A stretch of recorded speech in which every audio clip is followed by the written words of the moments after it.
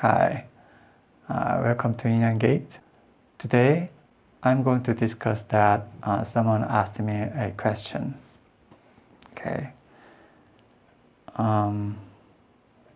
Female Lab said, hello, how do we activate the extensor muscle? So this is a really good question. So let me give you a 6 method I recommend you. Of course, there are many more methods, but I'll just talk about 6 things today. Okay, first, you need to deactivate flexor muscle.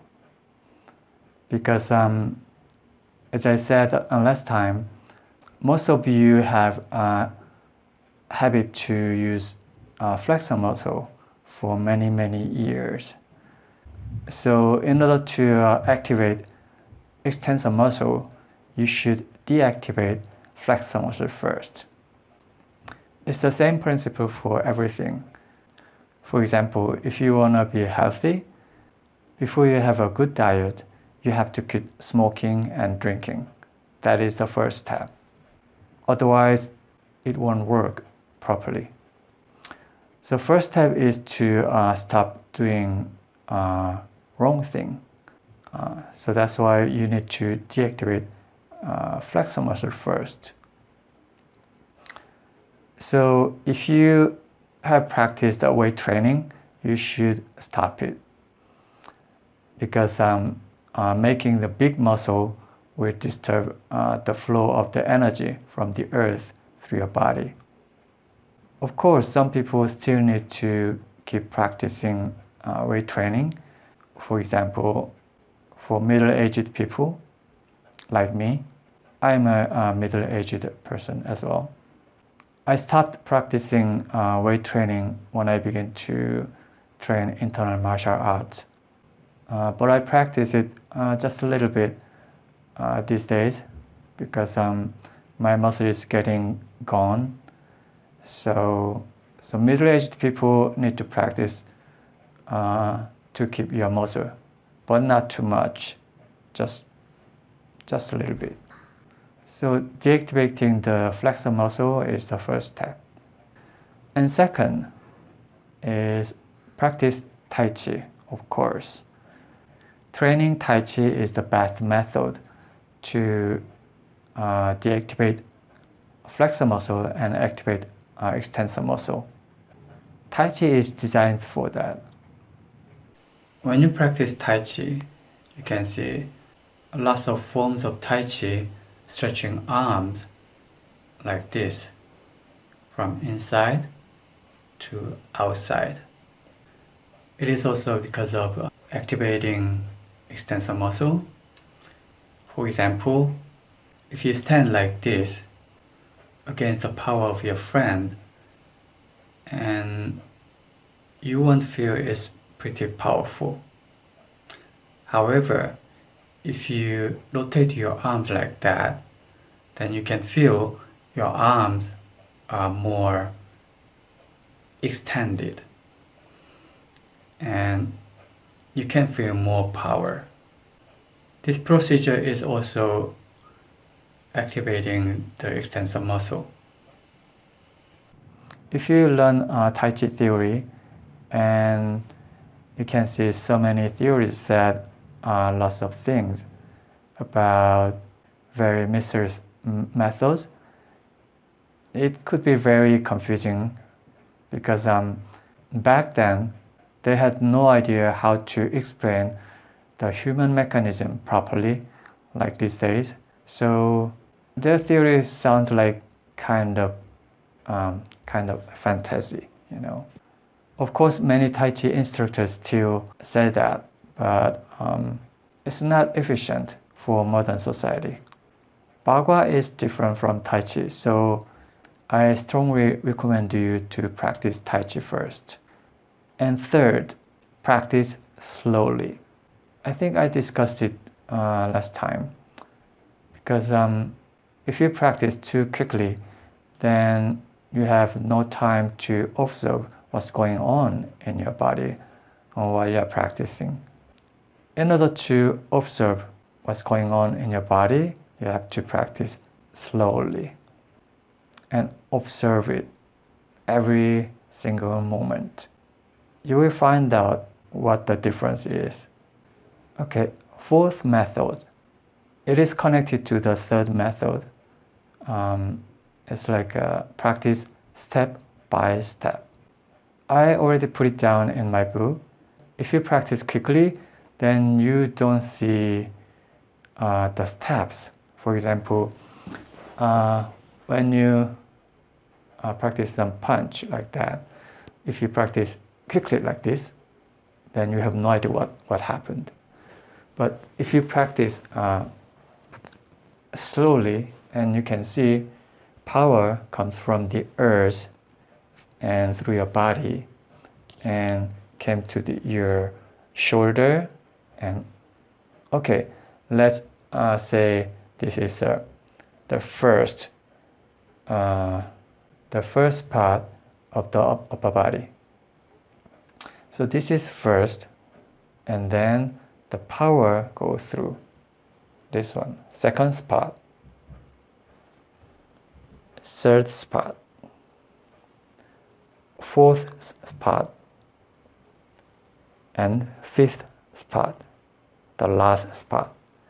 So you can see the route of power.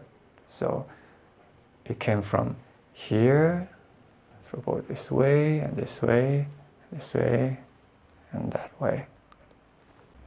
So you should feel it, and you will be able to do that if you practice properly. Okay, fifth method. Recently there are so many good exercise in the West as well, like kettlebell and battle rope training. And these two trainings are really good, especially kettlebell is very similar to what we practice in internal martial arts. In ancient days, internal martial artists used the heavy rock, and there's some handle on the rock, so they also did the same thing like a kettlebell. And the battle rope training looks really good for me because it is also good practice to activate your extensor muscle. However, you have to be careful when you practice them because you also need to practice slowly. Do not use your muscle partially. You should use entire body. For example, when you practice kettlebell, some people practice kettlebell with only using arms or just upper body. It's not a good idea. Then you could be hurt. Your arm or your waist could be hurt. So feel the power from your feet and lift the kettlebell slowly, feeling the power from the earth. So you should feel your entire body is connected from the feet to the tip of the hand. It's the same for the battle rope training. When you practice it, some people use only arms or shoulders or just upper bodies. It's not so much different from weight training. So in order to activate extensor muscle, you also should feel the power from the feet.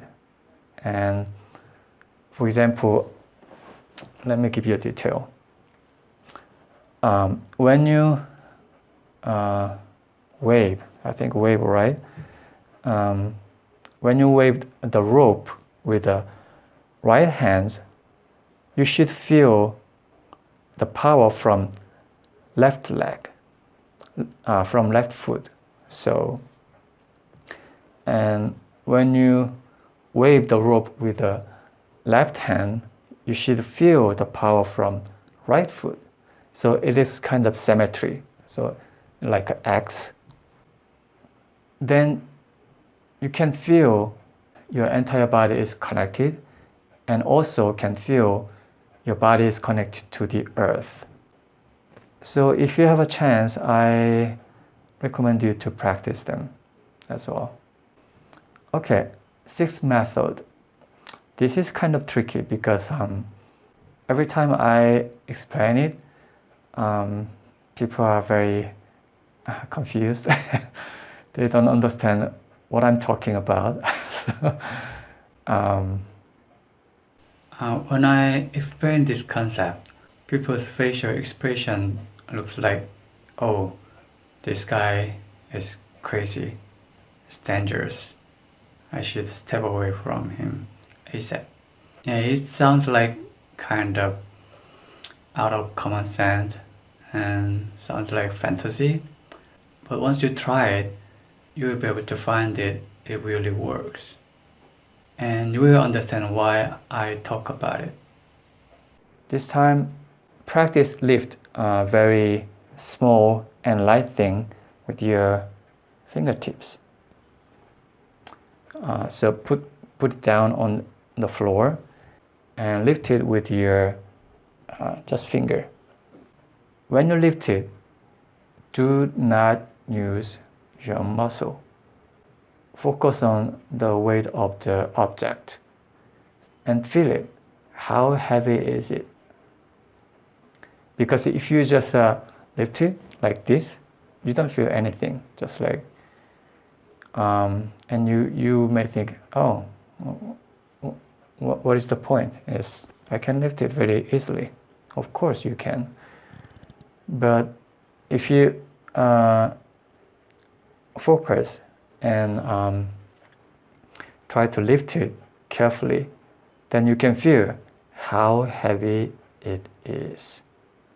When you feel the weight of the object, the light stuff, and you are ready to activate extensor muscle. And it requires a very concentration. It is pretty immersive training, and I think not so many Tai Chi instructors talk about it. Okay, I hope it's helpful for the question. If anybody have the question like him, maybe or her, I don't know, and don't hesitate and leave a comment. Then I'll make a video for that, like this. Okay, and call it a day, and I'll see you next time. Have a nice day.